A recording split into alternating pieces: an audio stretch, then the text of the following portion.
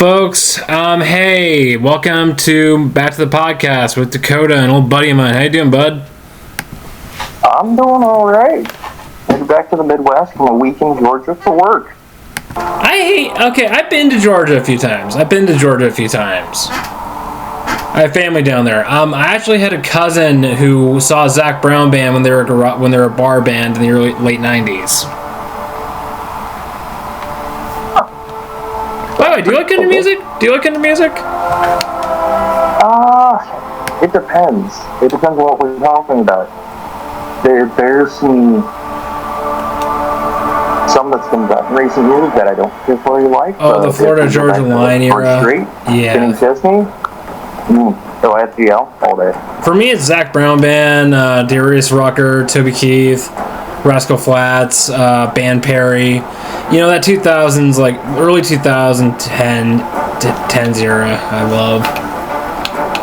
Before Florida Georgia Line, I fucking hate Florida Georgia Line. I hate the fuckboy country, okay? I hate the fuckboy country. I'm more of a Zac Brown kind of guy. I'm more of a Zac Brown, Rascal Flatts guy. But anyway, so, we both love anthropology, right? Oh, yeah. So, you and me, this has been a weird thing that's been going on since I was probably... God, I want to say I was like... Anthropology has been one of my biggest fascinations in my 20s. That's what I've dedicated my college years to.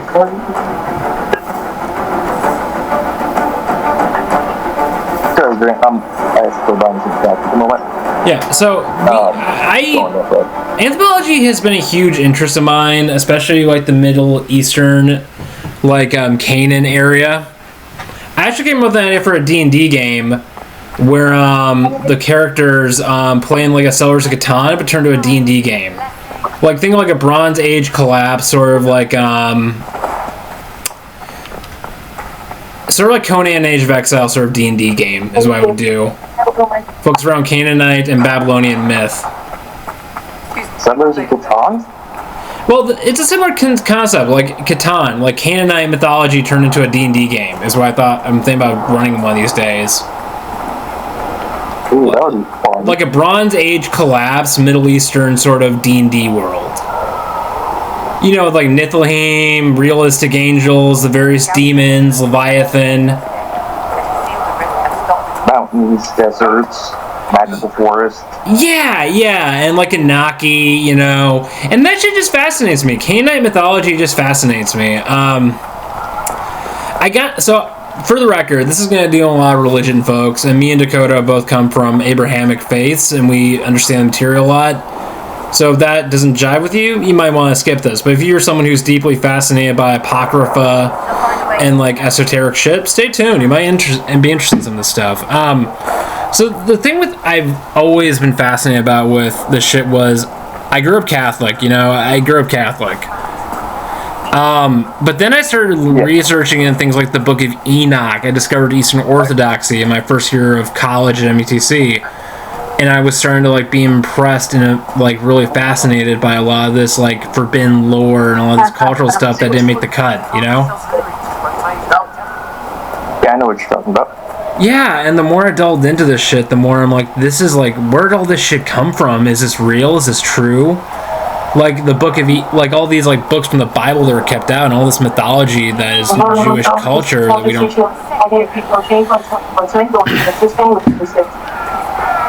But yeah, I was fascinated by all that's one of those really deep rabbit holes too. That's just it's fun to go down. Yeah, you can go into the word history and like how Armageddon comes from Megiddo. Yeah. I mean, it mostly came from the fact I was pissed off the Catholic Church and what the bullshit was teaching. The more I read I didn't even start reading the Bible till probably actually started reading it till my first year of college. Before then, I just went to mass and I listened to the sermons, you know? Yeah. And weirdly, the more I read the Bible, the more I realized how fucked up organized religion is. Weirdly enough. Well, I wouldn't say that per se. I would say how corrupt it's become over time. Yeah, you know, I read the Old Testament that your people wrote. I'm very impressed. And for the record, what separates the Jewish version of the Old Testament from the Christian version, if you don't mind telling us? there's a few differences. One, most people are probably going to be able to recognize King James, New King James, NIV, but with that, those go through several languages. Yeah, recycle. And there's idioms that are used in terms and phrases that their meanings change. As with anything, and you could say lost in translation, if you will. Yeah. Yeah, so were there books that are not part of the Jewish canon that you might find? Are there things that aren't in the Torah but the Jews accept as canon? Is a question I like to ask.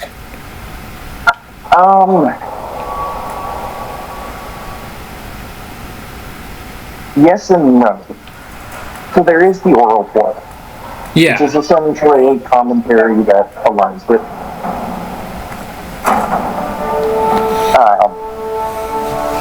that's then tagged into the Kabbalah and the Talmud and a whole bunch of other books. Like the Talmud. That is just a list of rabbi commentary on the Torah. But it's effectively canon. Yeah, so your religious canon is very different than Christian. Okay, yeah. Is another example. It's canonical in the sense of, yes, it's exaggerated much more likely. Yeah.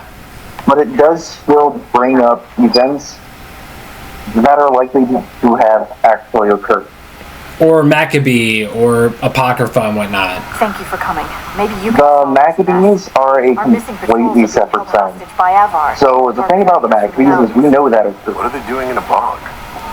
We know they were there. We have historical accounts from the Greeks, as well as from the Israelis, that the Maccabees were effective. We could negotiate. Yeah. I wouldn't count on it. Okay. These Avar don't seem to value diplomacy. And somehow the oil burns slow enough to last for 7 days, which is You're not screaming. a miracle in and of itself.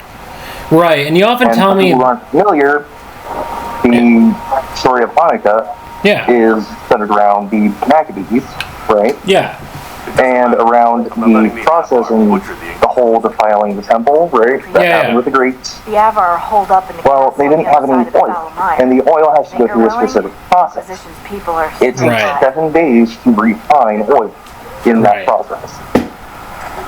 And they only had enough of it left to last for one night, and then it lasted for all 7. Hence the story of Hanukkah. Right. So what are some things that, what are some arcane things that are in the Jewish mythology and culture that you don't see in Christianity? Like, I know there's golems, there's Leviathan, there's Niflheim. You want to talk about some things that most, Abrahamics would never acknowledge as part of their mythology, but are very much in there? Well, we have the Behemoth, for one, which could be said to be the actual king of beasts on land. Then you have the Leviathan, or Leviathan. Yeah. Essentially, you could call them the ruler of the sea. And one's a giant serpent. No, I believe that was actually one of the bases for the traffic. Okay. So what would be the closest thing to Leviathan? There are descriptions as well that people gloss over in, Proverbs. Okay. Where they essentially describe a dragon. Okay. Alright, so... That's one of those weird ones that nobody has an answer to. And we see similar, mythologies to Leviathan throughout, a lot of other Canaanite religions, Tiamat, or there's in all these Canaanite religions that Judaism was really developing in. You have things like Tiamat, the sea serpents, and the Sky Father battling the cosmic serpents of chaos, of the abyss, and creating order. Do you want to elaborate on that? Where do you think that comes from? Is there any, where do you think that comes from? So, a lot of mythos like that come from, so you have, so my understanding, okay, this is all my understanding, you have 4 levels. You have the factual event, then you have the story that is told, the retelling, then you have the legend, because that story becomes a legend after it ages so much. Yeah. And then that legend becomes mythic. Okay? Yeah. Can you hear me? Hold on a sec. Alright, you back? Yep, I'm here. Sorry, I had some tech issues. You want to repeat what you might have said? I was delving out into mythos and how my understanding is there's essentially 4 levels. Yeah, go ahead. Building up to mythos. And that starts with the factual event, as it occurred. You could arguably call it the truth. Then there's the retold story. Right. Okay? And then that develops into the legend, right? Right. Every culture around the world has myths and legends, right? And there's often overlap And in all then these cultures. often overlap. There is a lot of overlap. Quetzalcoatl and Yarming are an example. Yeah. You have the Norse, and then I think Quetzalcoatl. And often a lot of these cultures have and often like certain geographic areas will have very similar mythologies. Like look at Europe. I mean, there's very little difference between the Fae and the Elven folk of like Celtic and Norse and Germanic mythology than with the Fae of Greece and Rome. Nature, Fae spirits is a very common thing in Europe. And I think maybe it's a cultural exchange. Maybe there were like beings out there that inspired the stories. Like, let's face it, there were ancient humans, like hobbits, in Little New Guinea as far back as, like, 5,000 years ago. You know what I'm talking about, the freaking pygmies? I mean, and they influenced mythology. I know what you're talking about. Yeah, and we both took George Christensen's class, 6 different versions of humans living at once. And that's why a lot of people with European descent have Neanderthal gene marker. Yeah.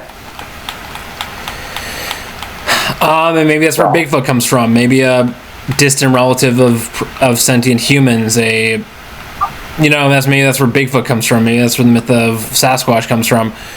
But really, what I'm trying to establish here is that when we're talking about like Leviathan and the various, and would you say Leviathan and Behemoth were treated like monsters or more like entities, like the same way we would view Cthulhu or like?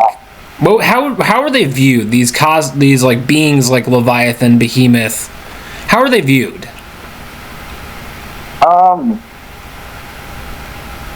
The main time that you'll hear about Leviathan is in the Pesach, the Passover salute. Yeah. That's really one of the most regular times that you'll hear about them, and it's in a song that is typically sung. And it's a real blast. It's actually kind of entertaining. You look at Catholicism versus Judaism. There's feast, feast, feast, feast. I'm well aware. Fast, feast, feast. Yep. Even more in Eastern Orthodoxy. And then you have everybody else seems to be. We have this random pastime. Okay. And another random pastime in the Roman Catholic Church is kind of depressing when you look at all their hard. Yeah, Like, it really is. Yeah, I can confirm that. I can really confirm that. As someone who was a practicing Catholic, I wouldn't say practice anymore. Now I just say I'm a Christian, or like a generic. I use this term a lot. Non-denominational Abrahamic, if you know what that means. Yep. The closest thing I can think of is I'm a Gnostic, or I'm a non-denominational Abrahamic follower that goes back and forth between what ideology seems the best idea at the time, you know? But I still generically worship the same God that Jews, Christians, and Muslims all worship. I think there's some truth to all that these religions are talking about. But that's not for my tirade. I mean, I'm deeply fascinated by all this ancient mythology around Leviathan, the demons, the Moloch, all this shit. You know, one, it's metal as fuck. It would make for an awesome D&D series.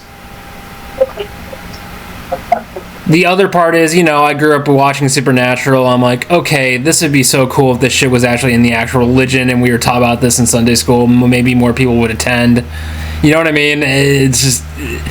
Oh god, why'd they get rid of all this metal shit, you know? Why'd they get rid of all this metal weird shit from, like, the Old Testament and all this Apocrypha stuff? Dragons, demons, Niflheim. Why'd they get rid of all this shit?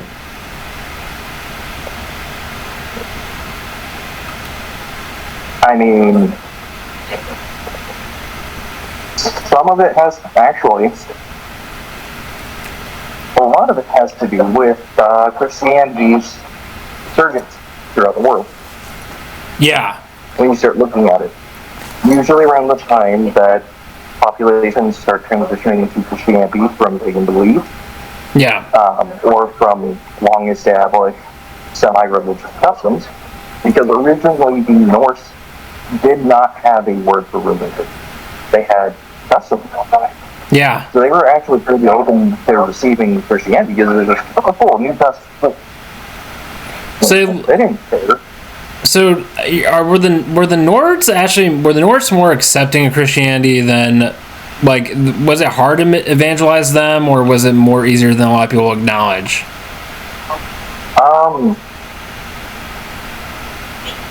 I would say that was honestly probably one of the easiest evangelizing of people, because the way the Norse set up the church versus how the Bible's written, there's choice and surprising overlap. Yeah, and then you look at like things like yeah, go ahead. Just between like the prime deity being the one-eyed, okay, the wise one, versus the voice of God, for example. You know, and the Aesir and Vanir are both, yes, they're deities, but they are mortal. Yeah. And that's honestly one of the things that's really cool about many polytheistic religions is they're not just, you know, they're existing all the time. They're not omnipotent, they're not omnipresent, okay? I mean, look at Odin. If you do something during the day, like using the moon in our house, you'll know about it. But then come night, when they return, you don't necessarily know about it. So omnipotence and omnipresence is not something you have, and that's not as like omnipotence and omnipresence is more of a monotheistic thing than a polytheistic thing. That's my understanding of it. Yes. Yeah. And when you look at like, I mean, just look at how like the Nordic cultures intermix with Christianity over the centuries. I mean, you look at several like aspects of Norse mythology, you'll find like Norse like treating their elf, just replacing the term elf with angel, and you see a lot of cultural syncretism between the concept of white elves and dark elves and angels and demons, if you're familiar with what I'm saying. Yeah. Like I mean, I look at a lot of these like Nordic books and like stuff from the, I look at a lot of these Nordic sources of like Nordic mythology. A lot of them was written by Christian monks. And there was a lot of synchronization between the Nordic mythology and like what the Christianity the church was trying to shove down the Nordic people's throats. You do understand the reason behind why it was all written by monks, right? They were very illiterate and they didn't write down very much. I'm familiar. So, this is one of the things with Dark Ages. Not that it was a bad time to be alive. I mean, most of the medieval times were a bad time to be alive in comparison to modern day. Yeah. But it's called the Dark Ages because the primary people who knew how to read and write were monks. That's it. Yeah, so of course there's going to be like many nobles who did not know how to read and write, and they would rely on monks. So of course the church controls the education, they control the knowledge, and they control the... Okay, 40K reference. The Catholic Church were really the tech priests of Mars, if you think about it, in the Dark Ages. They're the ones who controlled the science. They're the ones who ran the universities and the academia. They weren't just the spiritual authority. They're also kind of the scientific authority as well. So, of course, a lot of information is going to be biased, and it's going to be, like, twisted to serve a certain narrative. More so than it is nowadays, I would say.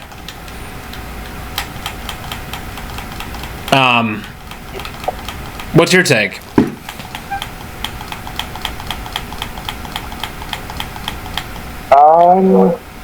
Sorry. My wife's.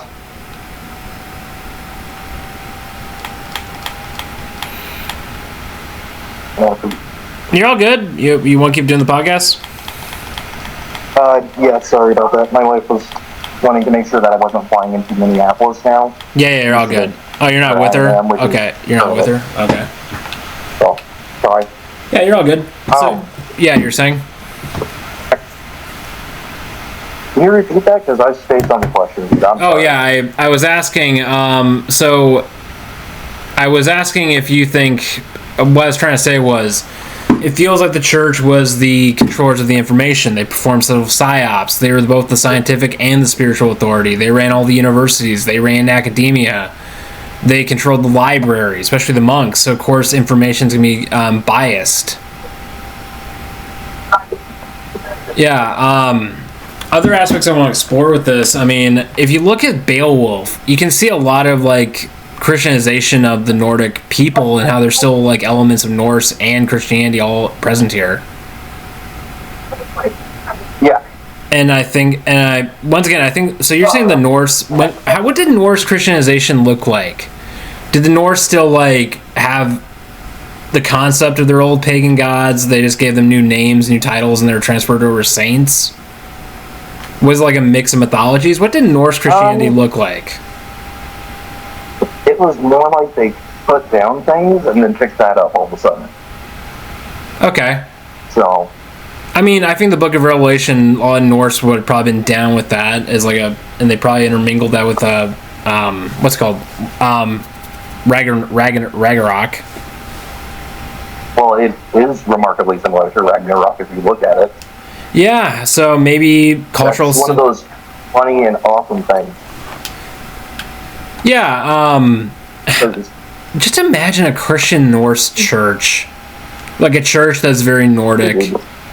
And is like a mix of Christianity with Norse mythology. That'd be awesome. That would be awesome.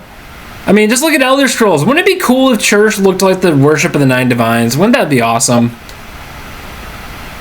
Freaking dragon Yahweh, like a dragon-headed Yahweh would be awesome. I'm sorry. I know several people are going to call me a heretic for that, but that'd be awesome, alright? But no, like I'm saying, like... to any Jewish person that's listening to this, I do apologize for him. He doesn't know. Yeah, so you spent time in Norse paganism, correct? Yeah. So what would you say are you like a syncretic mix of Judaism and Norse, or are you just, do you look at all mythologies as like pointing at something that we just don't understand? So, I'm an idiosyncratic mix of religion. Okay? Yeah. Yes, I do have my personal beliefs. There is something out there. There always is. There is always a bigger fish. There's always something stronger. We know there are other dimensions that we can't see. And that's just plain invisible from going from a piece of paper to, 3D. There you go. Yeah. Okay? With that being said, I tend to look at it as it's leading to a set of ideals. Yeah. Religions have been a means of either controlling the masses or instilling a set of ideals into the masses that are generally beneficial for the rest of the population. I would rather take the latter over the former any day of the week. I mean, I look at Buddhism and I think early Christianity was very similar to that, but I think I got co-opted by the Romans around Constantinople. Early Christianity was very similar to Orthodox Judaism way back when. Yeah, I mean, if you look at... Yeah. Constantine got his hands on it. That's when it really started to change. Yeah, I mean, early Christianity was I think it was more spiritual than it was religious. I think it was a more spiritual version of Judaism, honestly. If you look at the teaching, how Jesus and the apostles, like, went about the world, they weren't about hierarchies and temples. They were in Kindler. You know what early Christians were called, by the way? You might not be familiar with this.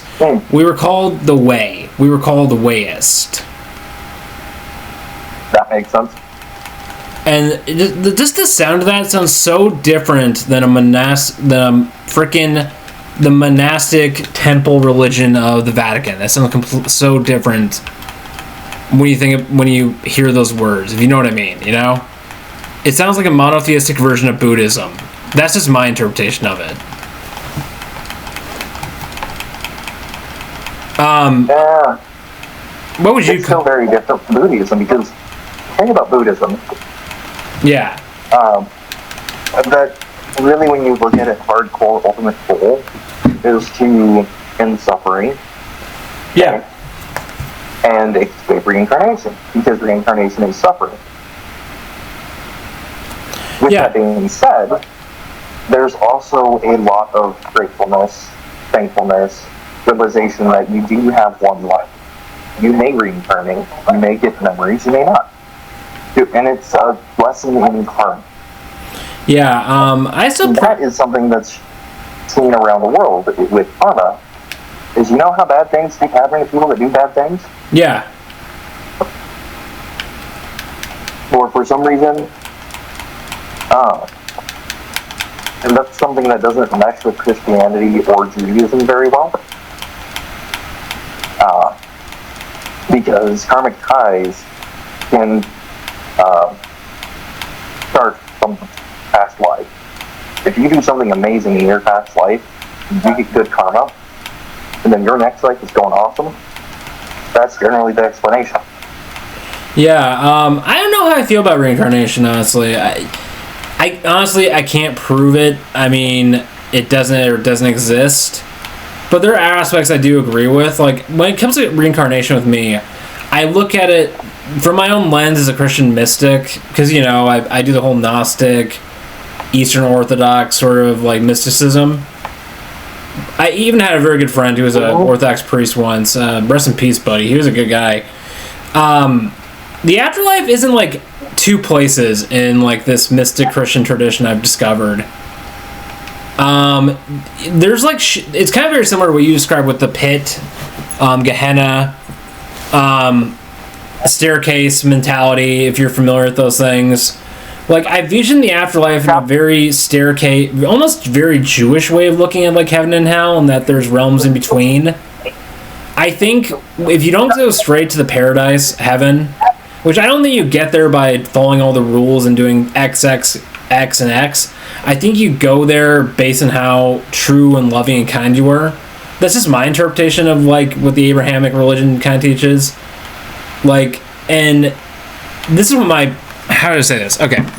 So, when I look at the Abrahamic, Jewish, sort of Gnostic Christian view of the afterlife, it's very Jewish, and, like, there's a pit, an absolute pit of suffering and loneliness and fear you send yourself to for not working on your own fucking trauma and being so self-righteous and angry and hateful and not trying to work on yourself, because all repentance means in the Greek is turning around.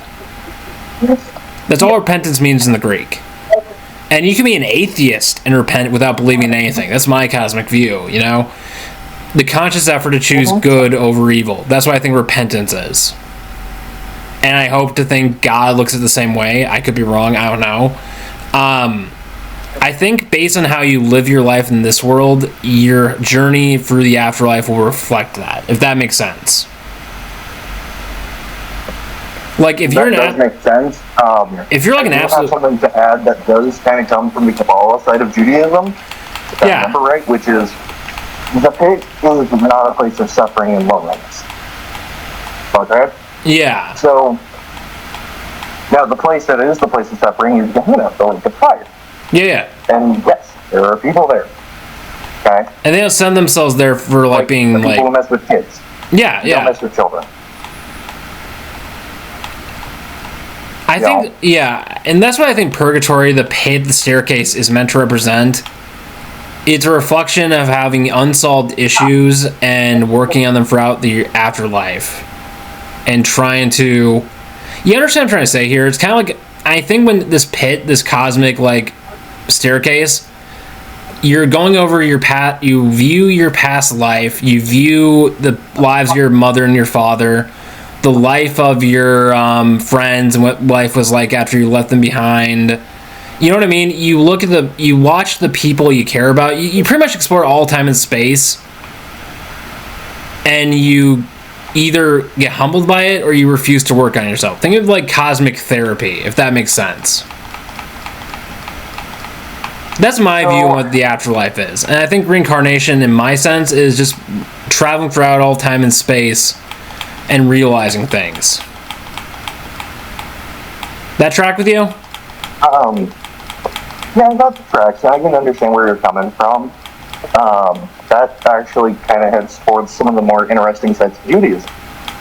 So, you know how there's, like, sages, and then there's, like, really good rabbis, right? Yeah. Like, really famous, really good, really smart rabbis. Like a priest versus a saint, right? In the Catholic tradition, yeah. Yeah, basically. So, the thing about that, and one of the thoughts behind it, and one of the kind of thoughts behind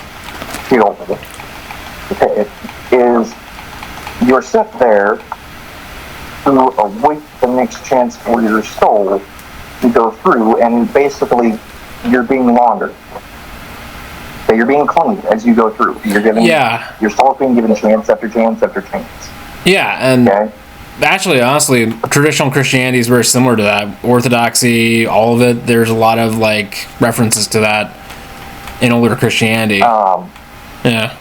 And that was, in all honesty, I'm pretty sure that follows more of a Eastern concept with reincarnation and 10,000 reincarnation trials. Yeah. I mean, I don't think you're literally reborn. Yeah. I don't think people are literally reborn. I think you travel throughout all time and space until you realize how your place in it. That's just my interpretation of it. Now, I have a different interpretation, obviously. We're different people. Different experiences. Mine goes through the laundering thing. But then you have those who redescend and incarnate. Okay, so you have those whose souls have to keep going through and keep getting right now because they be messed up. And I'm not talking about them. Okay? Not talking about that. They're in their own special category. They have to follow like 7 rules, which is basically be a good person. And bam, you're in heaven. Okay. The Jewish side, and that's actually one of the reasons why Jewish converts are seen as mentally insane by almost every rabbi. You've told me that over the years. Told me that plenty of times over the years. It's honestly entertaining. But yes, you do have to be mentally insane because there are, in total, I mean, you're talking like 1,300 individual rules. And some of those relate to dietary, some of those relate to how feasts are done, some of those relate to probably a solid half of those, half to 2/3 are just directed at dealing with the temple. Yeah. The holiest of holy spaces. Yeah. So those right now we can't do, obviously. We don't have time. We can do a lot of others. And we do a lot of them. Okay. Yeah. So let's say that you're a really good person. Okay. In Judaism. And you do all the right things. You go in trouble. If you don't do all the right things, you might still get money, and it depends. Like a scale. If you're not a really bad person, then you just keep going through the washing cycle until you figure it out. Yeah, that sounds pretty much tracks with my beliefs and what I've researched over the years. I think the pit is a place, and when I think of eternal damnation, the reason I think people go to an eternal damnation, at least from my perspective, is not for their sex, it's not for their drug use, it's for the deep, deep level of hatred and like self-righteous narcissism that drags them down there. Can I give you an analogy from my culture, if you don't mind? There was an Orthodox saint who once said the reason Lucifer stays stuck in his pit is because he is a being of uncomprehensible ego, pride, and self-loathing. And that's why the demons stay stuck where they're stuck. At least this from an Orthodox perspective. Not saying it's your perspective, the Jewish perspective. And the reason people go to hell and stay stuck in the true hell, not like the pit or like the staircase or the lower levels of the tree of life. The reason they get stuck in this pit reflects the sheer amount of self-loathing and hatred and narcissism they have in their hearts, and they refuse to work on it. You stay stuck in that pit of fire to reflect your ultimate spiritual state of self-loathing, hatred, and just being a shitty person and not working on yourself. And I think the reason demons are the way they are is they're cosmic beings. They're so fucking unbelievably ego-based that they'll be stuck there for the rest of eternity, or at least what we can comprehend. Do you understand what I'm trying to say here? And this is not necessarily... This is like an Orthodox thinker I follow a lot of. Yeah. And to be stuck with the demons is to have an ego as large as them. How do you feel about that? Is that a good lesson to teach people, or is it...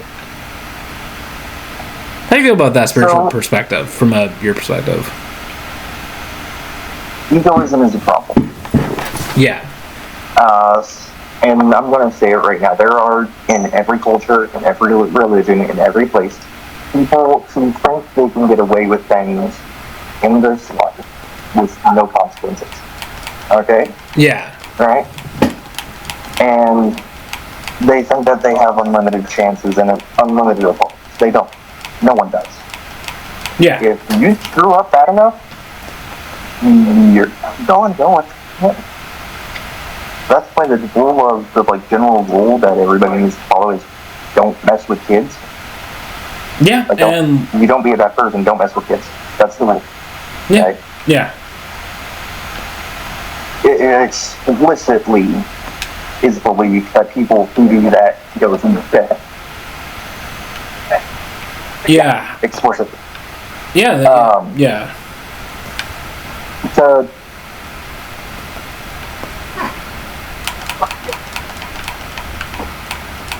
With it, and this is... So I'm going to ask a question quick. Let's say somebody is a saint, right? You know, their soul's a saint person, right? Yeah.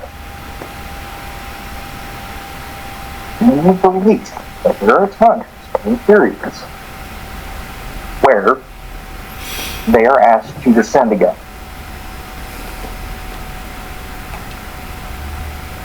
If they're asked to ascend again. Where they're asked to go and do a mission, essentially, and descend back into the mortal world.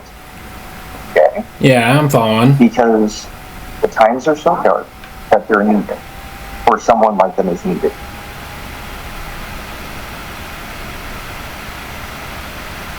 And just to throw out the other bombshell, it's... Interesting. And I think this is just part of the core of Judaism, and how Judaism is focused on a celebration of life, gratefulness, and being thankful. Okay, it's literally centered around blessing. Yeah, yeah. Okay. Almost every single prayer in Judaism that is in the Siddur, okay, in your friggin' daily prayers, there is a prayer for almost everything. For seeing a genuinely beautiful person, there's a prayer for that. And being thankful because you saw something beautiful today, basically. For having eaten. Once you have eaten and are satisfied, right? So Judaism has a gratitude prayer that Christianity really doesn't have really as much. That's interesting. I swear, almost every single one starts with Baruch Atah Adonai. Blessed are you, Lord our God, who has provided, for food, for, let's say, grains, specifically. It's essentially, blessed are you, Lord our God, for providing this bread to us. Yeah. That's interesting. But on a side note, it's also kind of commonly thought that Hitler might have actually gone to heaven. That's a conversation for another day. That's a conversation for another day. Yeah. I can explain this one in 5 minutes. Go for it. And this goes into Passover and that whole, in Exodus, explicitly, right? Yeah. Okay? Like, the Book of Exodus is basically, and we're leaving Egypt now. Okay? Yeah. You notice how, at a certain point, it starts saying, and God hardened his heart.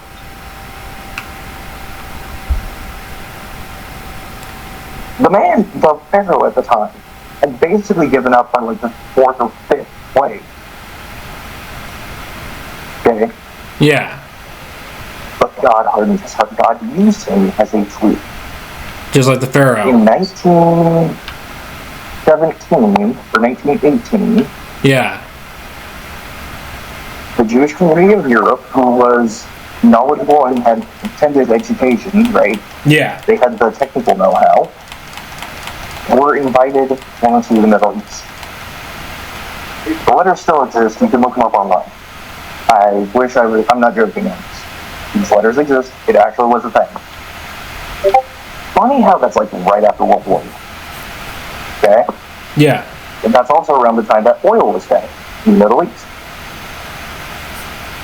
Okay? Yeah. And they needed engineers down there to be able to get the oil and everything, right? And Yeah. they were basically offered what is modern day Israel. Okay, come down here and help us. Well, you get this place. We'll set it up for you. You help us. We help you. You know, good relationship, right? Yeah. No. So, they said no. They were comfortable and complacent where they were.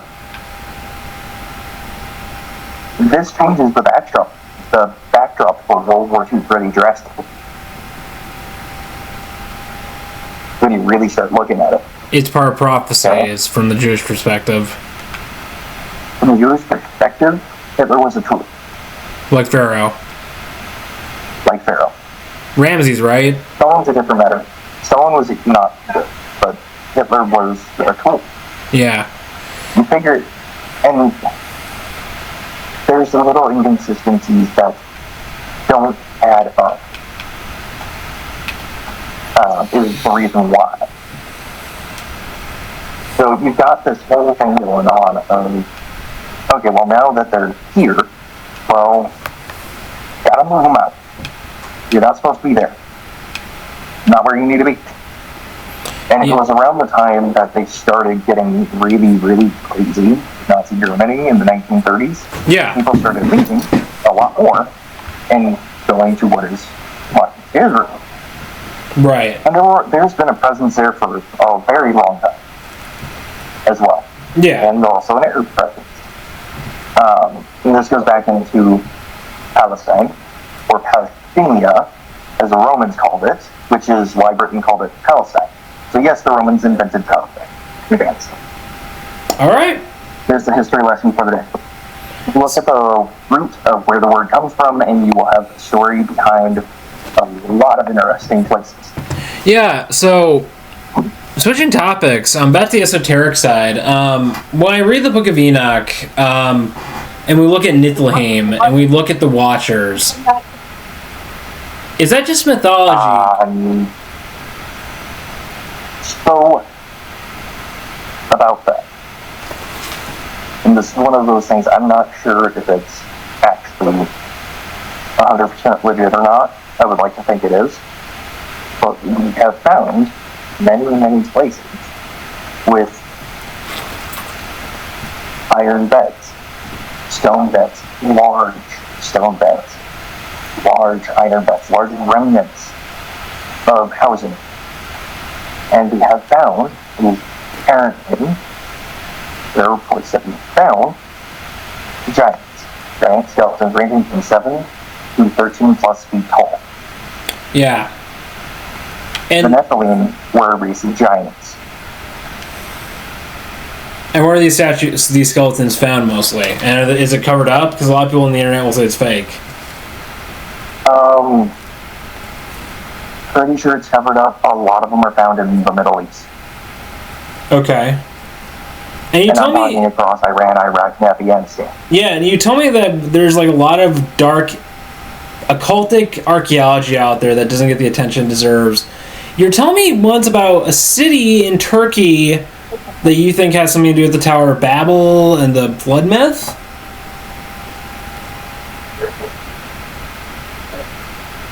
The ancient city. I'm sorry. Oh. With the advanced technology. So, there's known evidence of what having happened in certain places in the geological record. That generally is overlooked or not mentioned, and from an archaeological perspective, the flood could have very well just been Abraham saving his family, or Noah saving his family, which it was, but not the world-ending catastrophe. Yeah, that would make no sense. You can't rebuild a species from one family.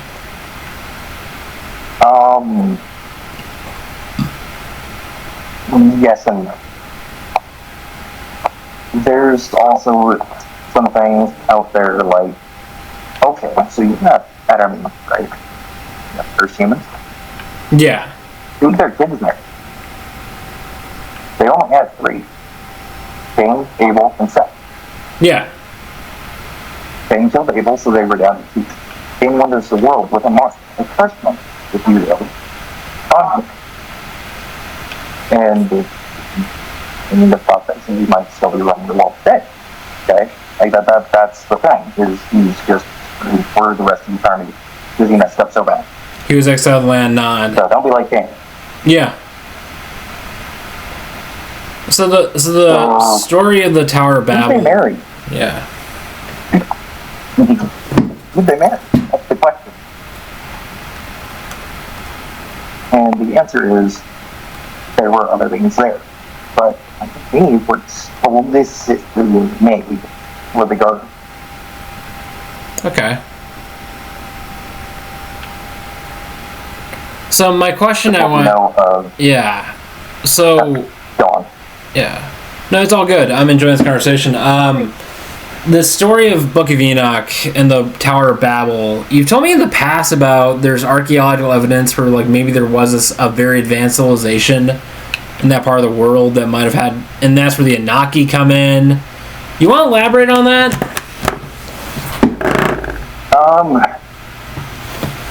This one goes into a very interesting cross-series story.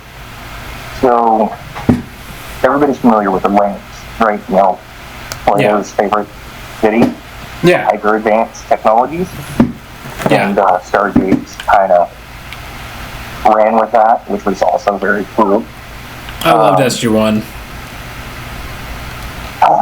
Stargate Atlantis was really fun just because it was a... But... So you have two cities, two whole civilizations, so to speak. We know to where they are, or where they were, or who they are, really, other than the stories we have. We found what may be Troy, or may have been Troy at one point. We have not found the Spartans, and we have not found Atlantis. We have found ruins underwater, which, if we look at the fact that we actually just exited an ice age, and for the record, ice ages last anywhere from 10 to 100,000 plus years. Yeah. And the Earth has been through several ice ages. It's a whole geological record. Right, yeah. Another time. We just left that a few years ago. So if the oceans rise when ice melts, which makes sense, right? You know, science. Yeah. What happens if there's a lot of ice? Flood. There's a lot less water. And if there's a lot less water, the sea level's lower. Oh, okay. They've found what appear to be man-made structures off the coast of Japan. All right. They've found what appear to be man-made structures in the Mediterranean, like literally in the Mediterranean Sea, in shallower portions. Okay, like reasonably, yeah, you know, if you look back at it from a geological perspective and everything with the big ice caps, it would make sense. And then people just gradually left it because, well, it's underwater. Yeah. Go figure. So, and then we also have to look at, and this is one of the fun parts of the story, is look at Mark. Plato story says, essentially indicates a certain place oriented from the Strait of Gibraltar. Yeah. Well, nobody has actually managed to find any.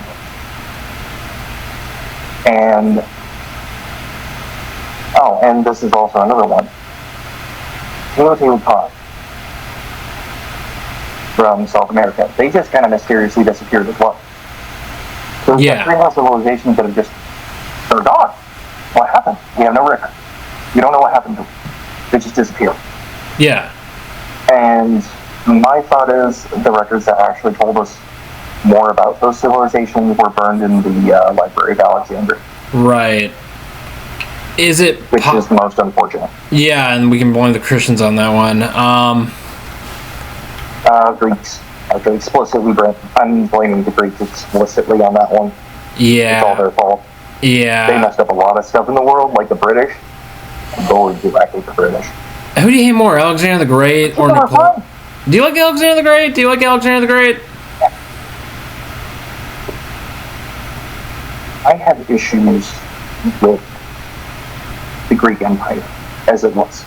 It only lasted about 5 years, anyway. It didn't really last long, which is... Yeah, basically once he died, it all fell apart. In different kingdoms than Rome came. Yeah. I mean, Hellenism was a glorious culture, though. The Hellenistic kingdoms were bastions of culture and magic. I'll give them that much. That they were. Pinnacle. They might not have been a unified empire, but as a regional cultural civilization, they're amazing. I would have loved to live in Hellenism. It would have been awesome. But what I'm trying to get at is, you told me before there might be some truth behind the Anunnaki, the Watchers stories of, like, we have these beings, these very advanced beings that come down from the stars and, like, enlighten humans. And there's a lot of similarities between the Watchers and the Anunnaki. How do you feel about that? So the Anunnaki they're considered very separate from the Watchers. Yeah. And the reason why is because the Watchers were, we could say they were at any deity level compared to the Anunnaki. Yeah. The Anunnaki would be more similar to the Nephilim. Right. That came from the Watchers, right? Mortal, no fancy wings, no ridiculously earth-shattering powers, so to speak. Because we all know how that went. I mean, look at Sodom and Gomorrah. Side note, that place exists. And yes, there are phosphorus balls there that melt pennies. Yeah, it's a fun thing to watch. Take a phosphorus ball from Sodom and Gomorrah and melt a penny with it. Yeah. Fun. But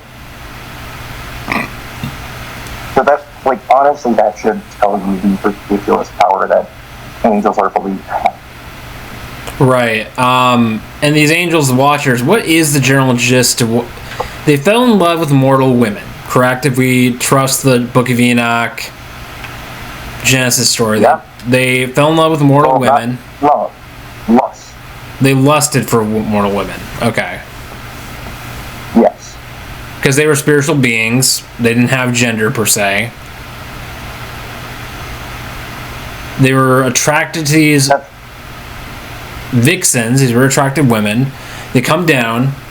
They have sex with them. They teach them higher things. Magic, war, metallurgy. All these things that create civilization and not just pastoral, shamanistic living. They teach them magic, gems, crafts. And the children of these unions produce very powerful giants. Sounds very similar to the Prometheus myth.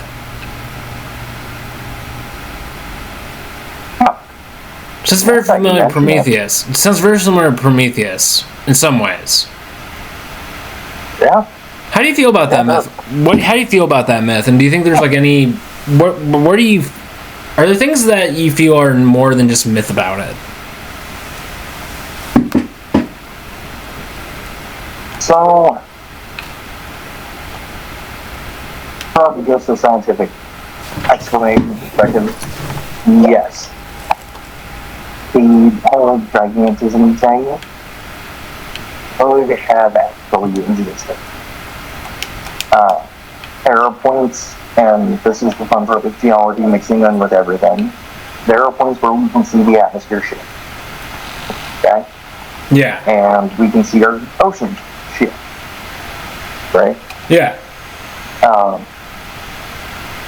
With that being said, we have done experiments, and if you have a high oxygen concentration,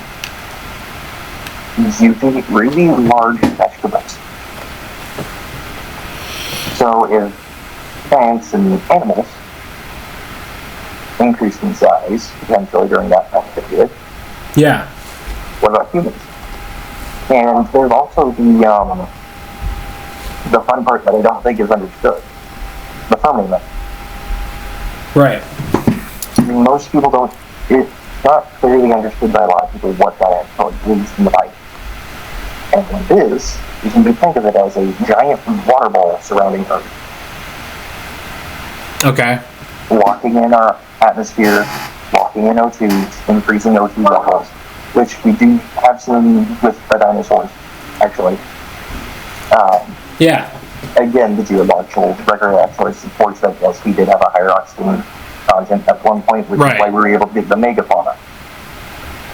So there could have been megafauna. this could have been a human subspecies or some sort of hominid of some kind.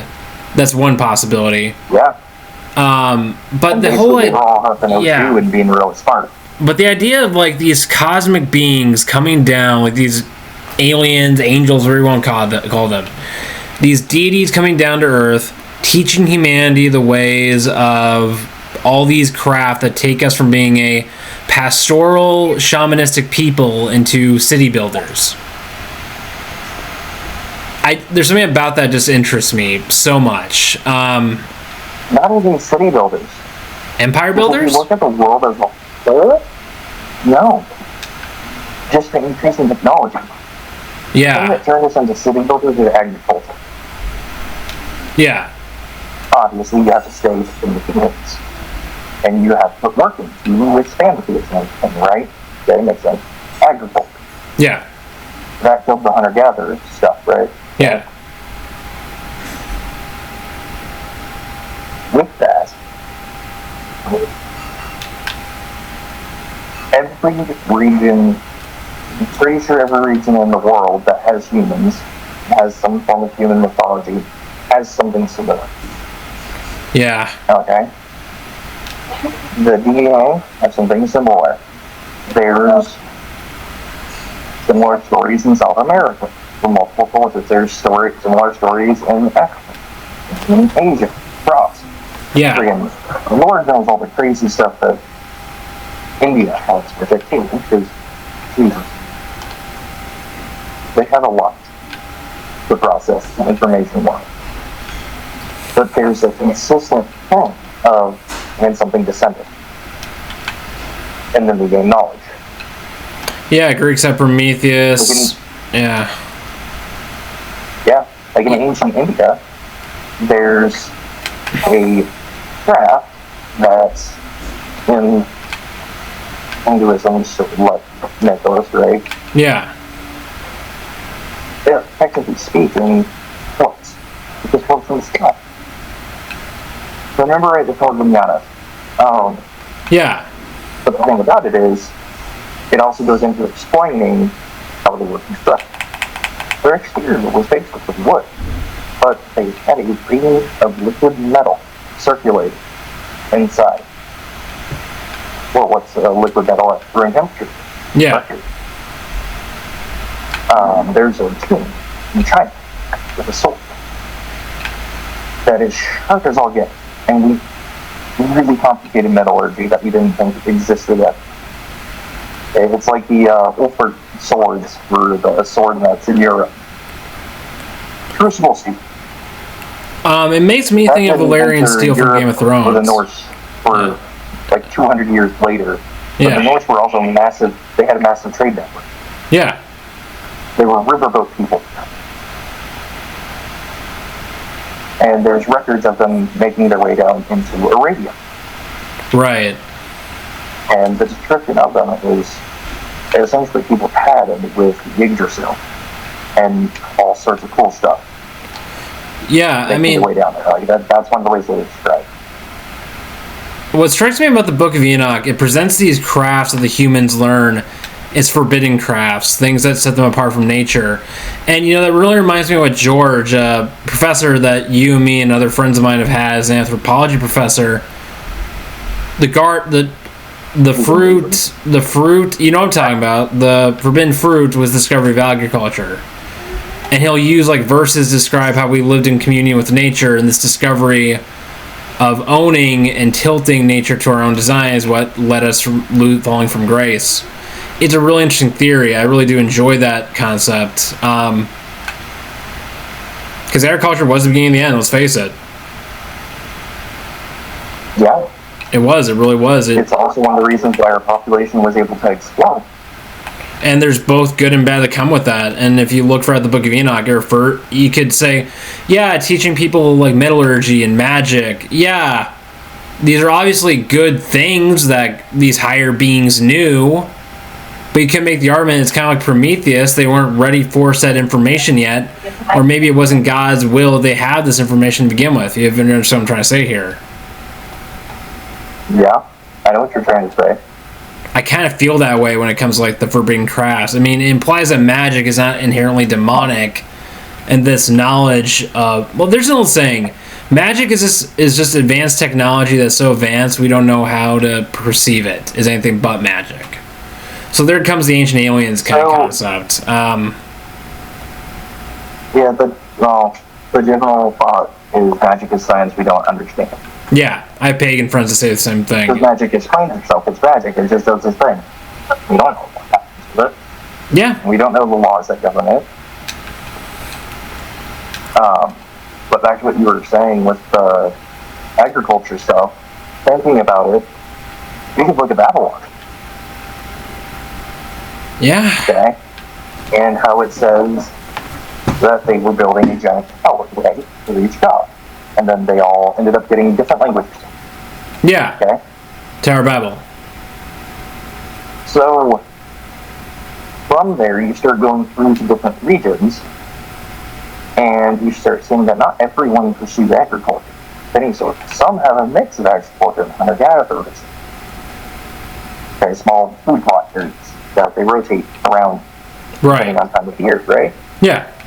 But they're predominantly hunter-gatherers. So with that kind of brings up an interesting thought of what if the knowledge of agriculture for some people was forgotten in that time before others it wasn't? Interesting. And didn't you tell me?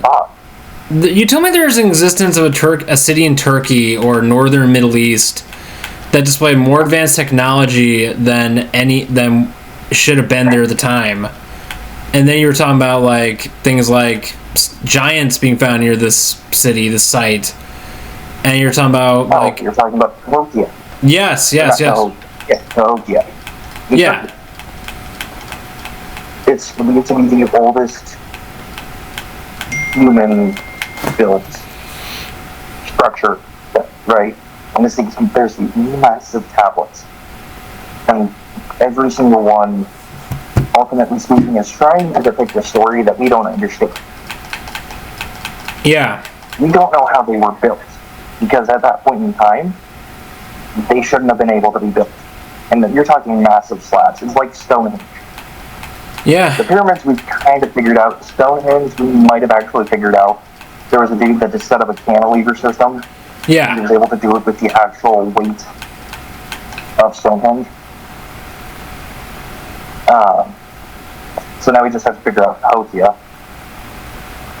Obviously, we have no confirmation. And the technology is way far more advanced than what we observed from other cultures from the same time period. Correct? Yes. That's interesting. And that's why it's weird that exists for us. Yeah. It's also an area where, in a region where not too far away, there's tons of caves. Any giants? Oh, Cahokia, the cave city that the early Christians came into. Oh God, you know what I'm talking about? The cave city in Turkey. Yes, I know what you're talking about. Cave city. That's not. I don't think that's Cahokia. Yeah, but it's ancient. It goes back. It goes fucking back. That it does. Christians use it. The Jews used it. You know, it's like Megiddo. Megiddo has never knocked on somebody there. Yeah, and it's older than most of. Built out in this massive plain. Yeah, that was essentially the center of trade. Yeah, and you know it's weird. It's considered a sacred site to most Eastern Orthodox because they consider that's where the original churches were built, was in those walled cities, and there's still like ancient paintings and icons from the earliest days of Christianity. It's interesting. People or early Christians like would gather in these caves and worship there instead of being persecuted. And you know it's weird. There are other groups before them that fled there for the same purpose, and it just goes back and back. It's really fascinating. I would love to go there. Mostly because I have an obsession with the early days of Christianity and Byzantium, but also it feels like such a historical place. And the last two topics we're going to talk about before we end the podcast for the day, two last topics, because I'm trying to run this up here. When it comes to like occultish creatures, and like I look at things like the archons, I look at Gnosticism, I look at things like the demiurge or like the dragons in the Old Testament. These weren't monsters the way the Greeks saw like the Hydra. These were like cosmic beings that were like, I mean, let's face it, the archons from Gnostic mythology are straight up Cthulhu eldritch horrors.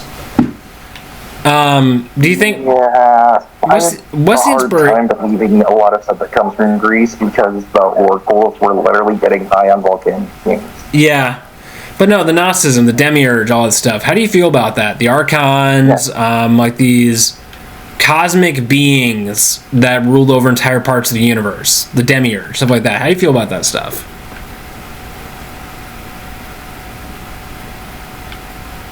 I am split in my opinion of it, to be honest. Because one side it makes sense. You know, there's always a bigger fish, right? Yeah. And the whole point of the demiurge, that it's kind of anti-Semitic. If you're familiar with the demiurge, its purpose was kind of anti-Semitic. That it was. The purpose of the demiurge was to say Yahweh was false and the Christians had it right the whole time. Yeah. But no, I mean,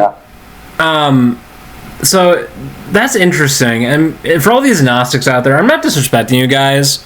I have a lot of Gnostic philosophies myself. But Gnosticism is just interesting. Like, the whole point of Gnosticism is that it makes the early days of Christianity really confusing.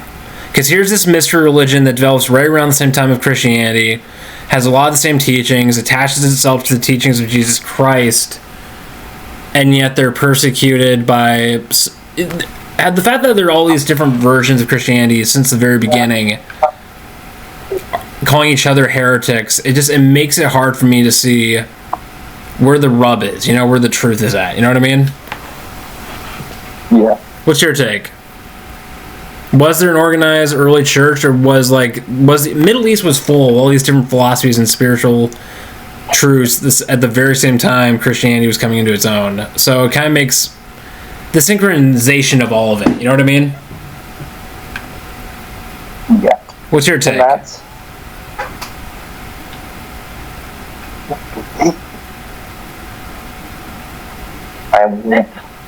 I might offend people with what I'm about to say. And this goes into the repeated line of, and he is a jealous God. And I am, or should I say, I am. Okay, the I am. Yeah. Is a jealous God, right?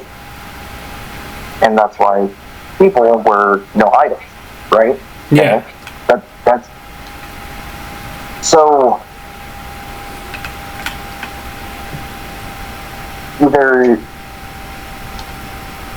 But then it goes into the light on the hill thing, and Israel was set up to be an example. Yeah. Okay. A lot of the rules and everything are just pretty much pointed to hygiene. Like, blood. Okay? You don't drink blood. You don't drink pig's blood or anything. There were cultures that did it way back when. The reason why is because it's extremely bad for you and your body. Humans are not designed to process raw blood. Right. Okay? There's also kindness. And that's seen in the dietary restriction of not boiling the calf in his mother's milk. Right. Which ended up leading to the dairy and meat separation, which fish is not considered meat. Go figure. Yeah. So you can eat fish and dairy products at the same time. Right. God, that... Do you think there were other, like, a lot of these myths, like, for all these ancient beings in the Middle East and throughout the world, dragons, giants, do you think there might have been giant monsters? There was something that inspired it. There's always something that inspired it. Because when I look at dragons, yeah, I don't think a lot of these mythological creatures were completely out of nowhere. I do think there were megafauna as far back as maybe 10,000 years ago. I mean, Megalomania, the giant Komodo dragon in Australia. 8,000 years ago. 8,000 years ago? Yeah. And there are yeah. I mean, it's arguable that we still have some, not megafauna, but large fauna in these elephants. And the extremely large crocodiles that, for some reason, tend to be found in Australia and Louisiana. I mean, there were giant megafauna reptiles as far back as 20,000 years ago in Australia. Or even 12,000 years ago. Literal mini raptors. Yeah, so maybe a lot of these megafauna might have been around longer than we think, and maybe they inspired a lot of these myths of dragons and giant thunderbirds and whatnot, you know? Yeah. Yeah, I mean, and once again, maybe... You know what's a really good fantasy setting that really sums all this up? Conan the fucking Barbarian, if you're familiar with that universe. That universe. So the thing I really loved about Conan was the guy is written by an author who really had an obsession with the ancient world, ancient cultures. Conan literally believed, the guy who wrote Conan, Frank, he's one of my favorite authors. Fuck, I'm blanking on his name. Frank Herbert. So the thing with Conan, it takes place in between the fall of Atlantis and the sinking of Atlantis and the fall of the Tower of Babel. Ice Age, late Ice Age. And before the existence of... So his theory was there were ancient Roman, Egyptian, and Chinese empires as far back as like 15,000 years ago. There's all these ancient civilizations that were just as advanced as they were. They died out. Civilizations lost. And eventually, history is cyclical. These civilizations will exist and be reborn and destroyed and reborn throughout history. If you catch what I'm saying here. Cyclical history.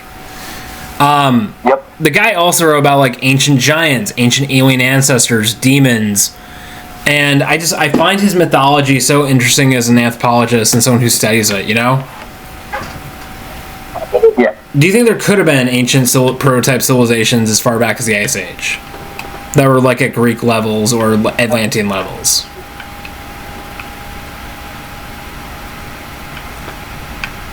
You know, this goes into one of the more complex thoughts of mine, because my answer is yes and no. And I'm going to hate myself for saying this out loud. So, the theory that's proposed that Antarctica is actually an ice wall, right? Yeah. That's a theory out there. Well, there's certain concepts that would make sense. Certain stories in very old civilizations, i.e. cultivator stories in China, for an example, the Wuxia. Yeah. And really good anime that kind of involves that called Dragon Raja. Really, really good. It's fantastic. But it does pose that same question of, What if it is, and we're basically in a state reserved area for humanity because we're all normal mortals, and our planet is a whole lot bigger than we think. Right. Yeah. Now, from a scientific perspective, well, I can tell you that I would love to see it with my own eyes. Okay? You can see, we know that the Earth is curved. We can see it in the horizon, particularly out at the ocean, especially when still or in long flat plains. You can see it.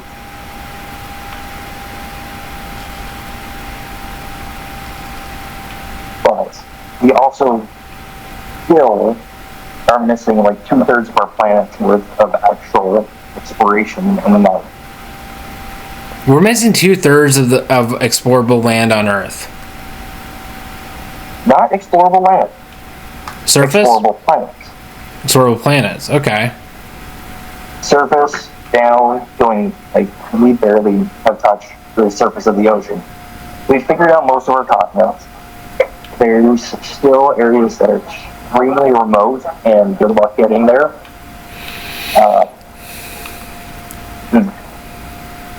Yeah. Modern infrastructure isn't even capable of getting to those places at this point in time. It's that crazy. So that still begs the question. And again, it's one of those things that I would love to see with my own eyes and confirm it. Yeah, Scientist in me says, no, our planet's round. Those are based off of advanced agricultural societies. And something that doesn't get mentioned as well is there was an empire in Africa. There was a massive empire in Africa that is just not mentioned in history books at all. like the actual, like, it inspired, like, the story of Black Panther, right? Kind of. You know, the African super nation from Black Panther. There's a movie out there that actually goes into sort of this, it's a kind of a docudrama. Yeah. That goes into the story of that. And a passed down story with that. You figure Africa is kind of the cradle of humanity. Yeah. Why wouldn't there be a massive civilization?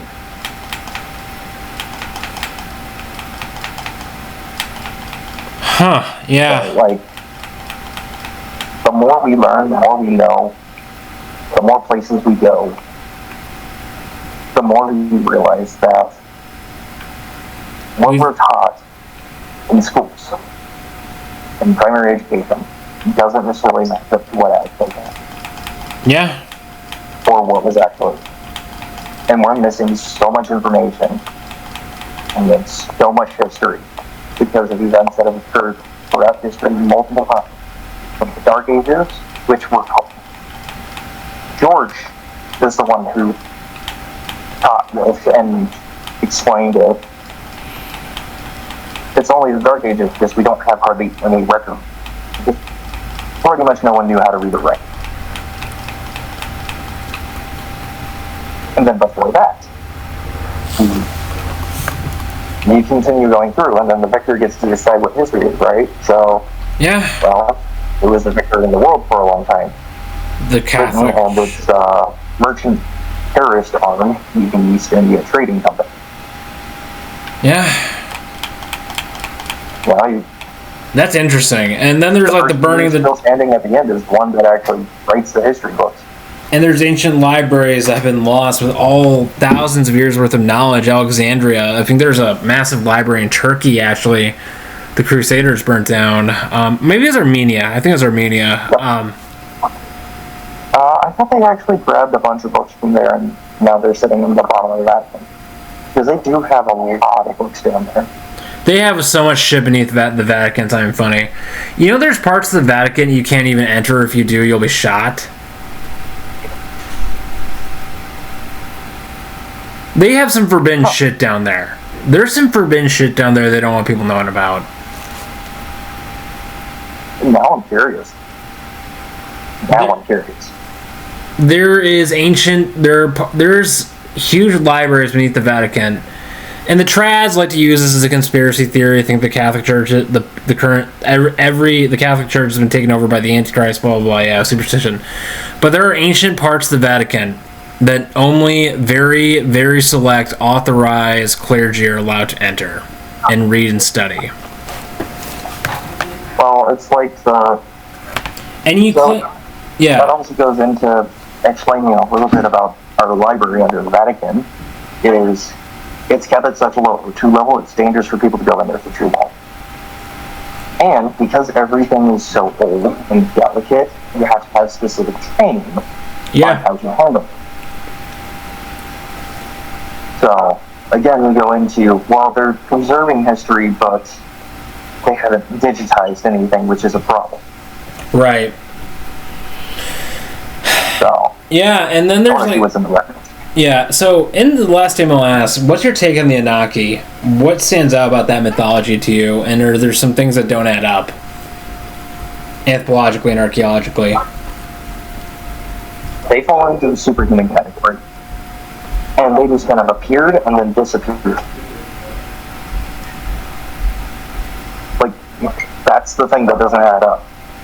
Cultures, people groups, humans, we're very good at leaving a trail behind, even if we don't want to. The problem comes in of, okay, we now have, there's literally like a fourth, I think the fourth mystery culture that just disappeared. We have no clue what happened to any of them.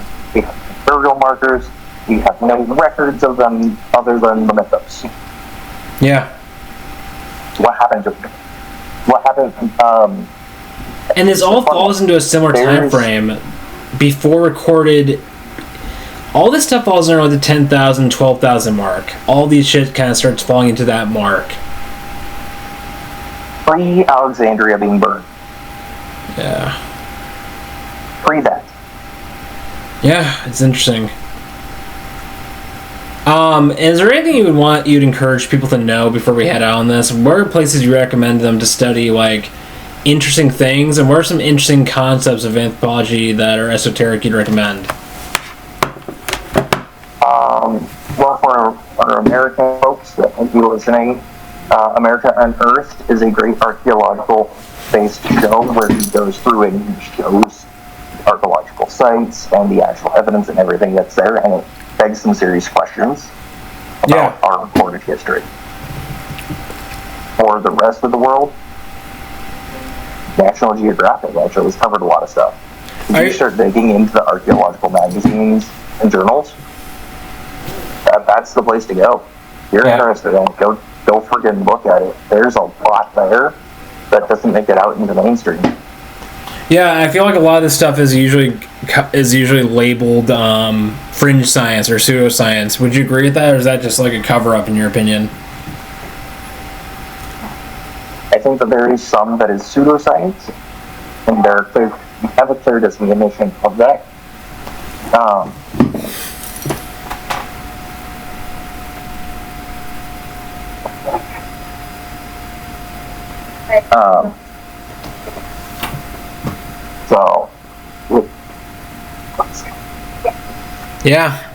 Hey Dakota, thanks for being on the show, man. I do appreciate it.